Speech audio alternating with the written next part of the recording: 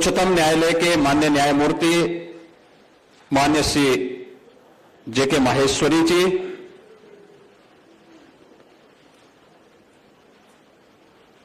उच्चतम न्यायालय के माननीय न्यायमूर्ति माननीय श्री पंकज मित्तल जी, उच्चतम न्यायालय के माननीय न्यायमूर्ति माननीय श्री मनोज मिश्रा जी, केंद्रीय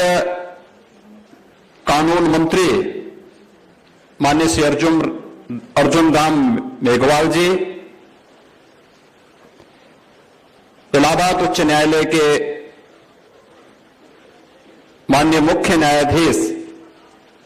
श्री अरुण भंसाली जी, आज के इस समारोह की गरिमा को बढ़ाने के लिए यहां पर उपस्थित दिल्ली उच्च न्यायालय के मुख्य न्यायाधीश माननीय श्री उपाध्याय जी, उच्चतम न्यायालय के पूर्व माननीय न्यायमूर्ति श्री विनीत शरण जी, श्री कृष्ण मुरारी जी,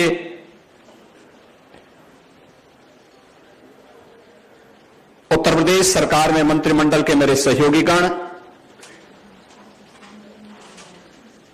इलाहाबाद उच्च न्यायालय के सभी माननीय न्यायमूर्तिगण,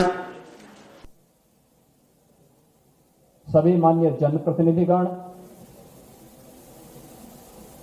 उत्तर प्रदेश के एडवोकेट जनरल अजय मिश्र जी,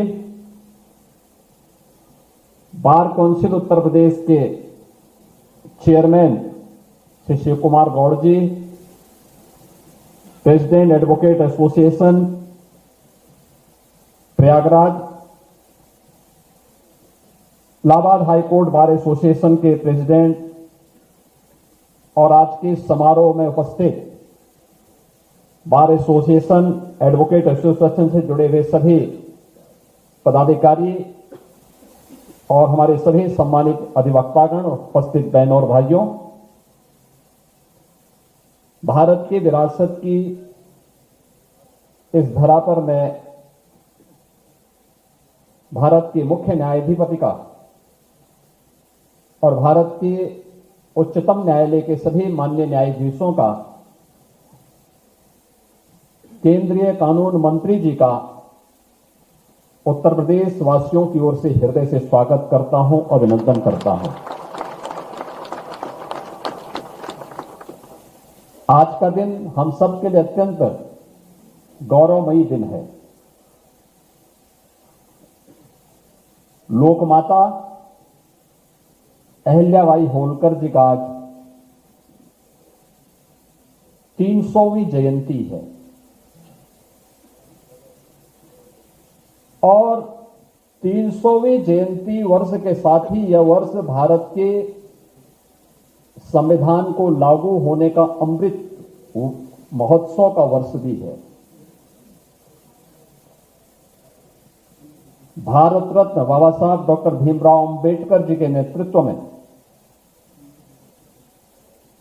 भारत की संविधान सभा की जिस ड्राफ्टिंग कमेटी ने भारत के संविधान को बनाया था, उस संविधान के प्रति हम सब की प्रतिबद्धता और समर्पण का प्रतीक भारत की विरासत की भूमि उत्तर प्रदेश के अंदर हमारी प्रयागराज की भूमि है। प्राचीन काल से ही यह भूमि मां गंगा, मां यमुना और मां सरस्वती की त्रिवेणी के साथ ही आधुनिक भारत के धर्म, ज्ञान और न्याय की भूमि के रूप में भी प्रयागराज देश और दुनिया का ध्यान आकर्षित करता है। प्रयागराज की भूमि महाकुंभ की भूमि भी है और महाकुंभ का दर्शन करके, महाकुंभ में त्रिवेणी में के संगम में डुबकी लगा करके कौन ऐसा भारतीय रहा होगा जिसने अपने आप को अपनी विरासत के साथ जुड़ने में गौरव की अनुभूति न किया हो। और मैं इस अवसर पर, इस प्रयागराज की इस पावन धरा पर आज भारत के माननीय न्यायाधिपति, मुख्य न्यायाधिपति माननीय श्री गवई जी और उच्चतम न्यायालय के हमारे इतने शीर्ष माननीय न्यायमूर्तिगण आज यहां पर उपस्थित हुए हैं और केंद्रीय कानून मंत्री भी इस अवसर पर उपस्थित हुए हैं। तो मैं उत्तर प्रदेश की सरकार की ओर से, उत्तर प्रदेश वासियों की ओर से और आप सभी अधिवक्ताओं की ओर से भी उनका हृदय से स्वागत और अभिनंदन करता हूं। याद करिए, इसी इलाहाबाद उच्च न्यायालय में 2018 में 2017 में देश के यशस्वी प्रधानमंत्री जी का आगमन हुआ था और उस समय उन्होंने एक बात कही थी कि सुशासन की पहली शर्त है रूल ऑफ लॉ, एक कानून का शासन। तो कानून का शासन, इसमें बार और बेंच के साथ साथ वादकारी का महत्व भी उतना ही है और उतना ही महत्व होने के नाते हम लोग अक्सर देखते थे, लोग बोलते थे इस बारे में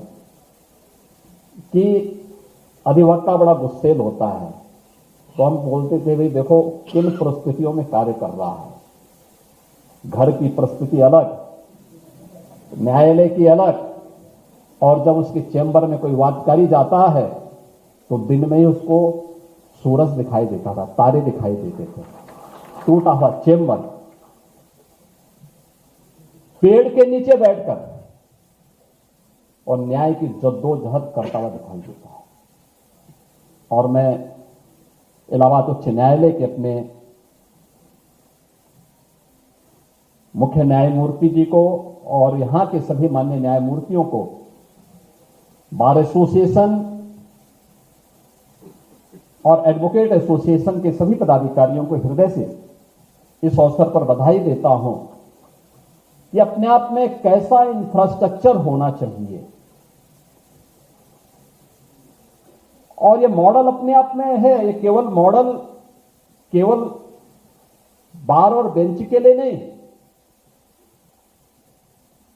बल्कि अक्सर हम लोग इस बात को देखते हैं जब मल्टी लेवल पार्किंग बनाते हैं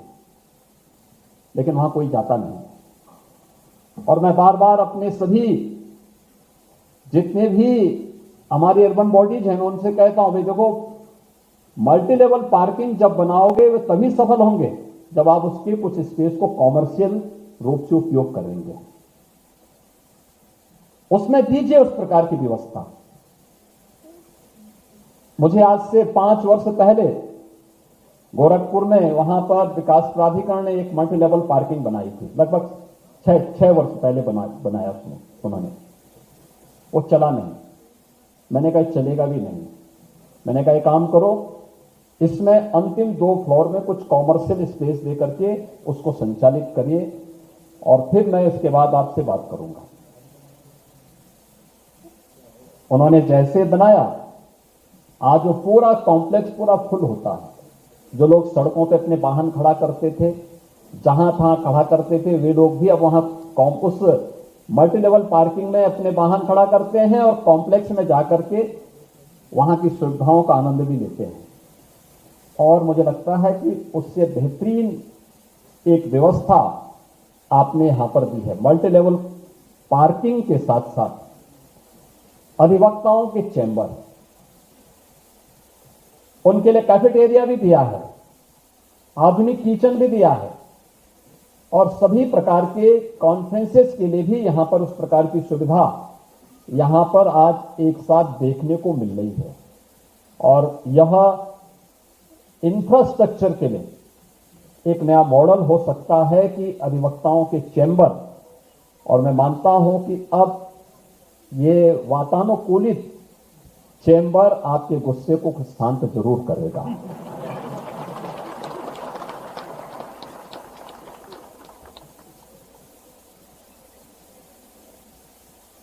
जो कार्य यहां पर हम लोग कर रहे हैं, ऐसे ही हम लोग जब आए थे तो उस समय उत्तर प्रदेश के 10 जनपद ऐसे थे जिन जनपदों में उनके डिस्ट्रिक्ट कोर्ट नहीं बन पाए थे। कोर्ट का नक्शा आता था, कभी हमारे मुख्य न्यायाधीश पसंद नहीं करते थे, कभी हम लोगों को पसंद नहीं होता था। मैंने कहा यार देखो ऐसा बनाओ जो थोड़ा मॉडल बने। मैं तब भी मेरे पास हमारी कार्यदायी संस्थाएं लेकर आने कहता था कुछ मॉडल बनाओ। इंटीग्रेटेड कोर्ट कॉम्प्लेक्स बनाने के साथ साथ उसमें पार्किंग की सुविधा भी दीजिए और अधिवक्ताओं के चेंबर भी बनाइए। अधिवक्ताओं का आप उससे अलग मत करिए, अच्छी सुविधा दीजिए। और मुझे बताते हुए प्रसन्नता है कि जो प्रपोजल हम लोगों ने दिया था उनमें से 7 जनपदों को तो यहां से अप्रूवल मिल चुका है और हमने उसके लिए पैसा भी 1700 करोड़ रुपए उसके लिए हम जारी कर चुके हैं। 3 अन्य जनपदों के लिए उन मामलों को भी बड़ी कृपा से यहां से वे मामले न्यायालय में ही लंबित थे, उनका निस्तारण भी हो चुका है और उनको भी हम लोग उन जनपदों में दे रहे हैं। ये अपने आप में एक मॉडल बनने जा रहा है, क्योंकि इंटीग्रेटेड कोर्ट कॉम्प्लेक्स जब बनेगा, एक छत के नीचे सभी प्रकार की सुविधाएं, न्यायिक कार्यों से संबंधित सुविधाएं वादकारी को वहां प्राप्त हो पाएंगी। अधिवक्ताओं के लिए अच्छे चेंबर भी वहां उपलब्ध होंगे, कार पार्किंग की सुविधा भी होगी और उसी कॉम्प्लेक्स में हम न्यायमूर्तियों के लिए या फिर वहां के लिए जो न्यायिक अधिकारी हैं उन न्यायिक अधिकारियों के लिए आवासीय सुविधा भी वहां पे उपलब्ध करवाने की व्यवस्था कर रहे हैं। और ये अपने आप में अच्छे एक कॉम्प्लेक्स के निर्माण की दिशा में जो प्रयास प्रारंभ हुआ है, यह भी अपने आप में एक मॉडल बनेगा। इसके अलावा केंद्र और राज्य सरकार मिलकर के जनपदीय न्यायालयों में भी अधिक से अधिक सुविधाएं उपलब्ध करवाने के साथ साथ अधिवक्ताओं की उन समस्याओं के समाधान के लिए भी जो अधिवक्ता निधि थी, अधिवक्ता निधि की राशि को हम लोगों ने 1.5 लाख से बढ़ा के 5 लाख कर दिया है और आयु सीमा को भी बढ़ा करके अब 70 वर्ष कर 60 साल से बढ़ा के 70 वर्ष कर दिया है। उसके लिए कॉर्पस फंड भी हमने 500 करोड़ रुपए अलग से दे दिया है कि न्यासी समिति इस पैसे का उपयोग समय समय पर जैसे ही किसी अधिवक्ता के साथ कोई घटना दुर्घटना हो तो उस अधिवक्ता समिति की न्यासी समिति उस परिवार को यह सुविधा तत्काल उपलब्ध करवा दे। अन्य सुविधाओं के साथ साथ जो नए अधिवक्ता बन रहे हैं उन नए अधिवक्ताओं को पहले 3 वर्ष तक उनकी जर्नल के लिए, उनकी मैगजीन के लिए, अन्य पुस्तकों के लिए भी हम लोग यहां से सहायता उपलब्ध करवा रहे हैं। आज के इस अवसर पर मैं राज्य सरकार की ओर से इस बात के लिए आश्वस्त करता हूं, आपका बेहतरीन इंफ्रास्ट्रक्चर हमें इस बात के लिए आश्वस्त करता है कि न्याय की गति इतनी ही तेजी से बढ़कर के प्रगति को एक नया आयाम देगी। और यह उस बात का उदाहरण भी है, क्योंकि हमारे लिए बहुत कठिन होता, अत्यंत चुनौतीपूर्ण होता। प्रयागराज में महाकुंभ का आयोजन सफलतापूर्वक हुआ। 66 करोड़ से अधिक देश और विदेश से आने वाला श्रद्धालु जो भी आया अभिभूत होकर के गया, लेकिन इसमें बड़ी भूमिका हमारे इलाहाबाद उच्च न्यायालय की भी है। इलाहाबाद उच्च न्यायालय की इसलिए भी है कि अगर हमारे किसी कार्य को एक बार स्टे कर देते तो कुंभ के पहले तो नहीं पूरा होगा पाता, लेकिन वो कार्य उन्होंने स्वयं अपने स्तर पर लग करके उस कार्यक्रम को आगे बढ़ाया और पूरा आयोजन कुशलतापूर्वक संपन्न हुआ और प्रयागराज को एक पहचान मिली। आयोजन इतने बड़े स्तर पर हो सकता है, सभी लोग मिल करके एक साथ बाबा साहब भीमराव अंबेडकर के द्वारा बनाए गए संविधान की भावनाओं के अनुरूप अपनी अपनी जिम्मेदारियों का निर्वहन कर पाएंगे तो परिणाम लाए जा सकते हैं। उस परिणाम को उस अवसर पर लाने में सफलता प्राप्त हुई थी और मैं इस बात के लिए आपको आश्वस्त करता हूं कि अब ये मल्टी लेवल पार्किंग और अधिवक्ताओं के जो बेहतरीन चेंबर बने हैं, इस हमारी सारी जिम्मेदारी तो अब यहाँ पे माननीय उच्च न्यायालय और यहाँ के जितने भी एसोसिएशन है सब मिलकर के करेंगे। लेकिन इसका एक्सटेंशन जो होगा, उस एक्सटेंशन के लिए जो भी धनराशि लगेगी उसके लिए भी हम धनराशि बहुत शीघ्र उपलब्ध करवाने जा रहे हैं, जिससे न्याय की इस भूमि में, ज्ञान की इस भूमि में और धर्म की इस धारा में हम और भी बेहतर कर पाएंगे, जिससे उत्तर प्रदेश के वादकारी को समयबद्ध तरीके से न्याय प्राप्त हो सके। मैं आज के इस अवसर पर एक बार फिर से भारत के मुख्य न्यायाधिपति माननीय गवई जी का, इस अवसर पर उपस्थित माननीय न्यायमूर्ति श्री सूर्यकांत जी का, माननीय न्यायमूर्ति श्री विक्रमनाथ जी का, माननीय न्यायमूर्ति श्री जे के माहेश्वरी जी का,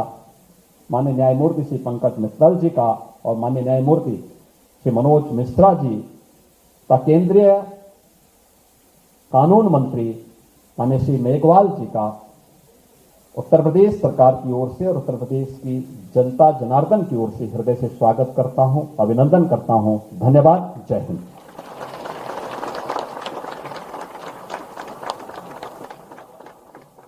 बहुत बहुत धन्यवाद माननीय मुख्यमंत्री महोदय। इसके उपरांत मैं निवेदन करूंगा हमारे आज के कार्यक्रम के मुख्य अतिथि भारत के माननीय मुख्य न्यायमूर्ति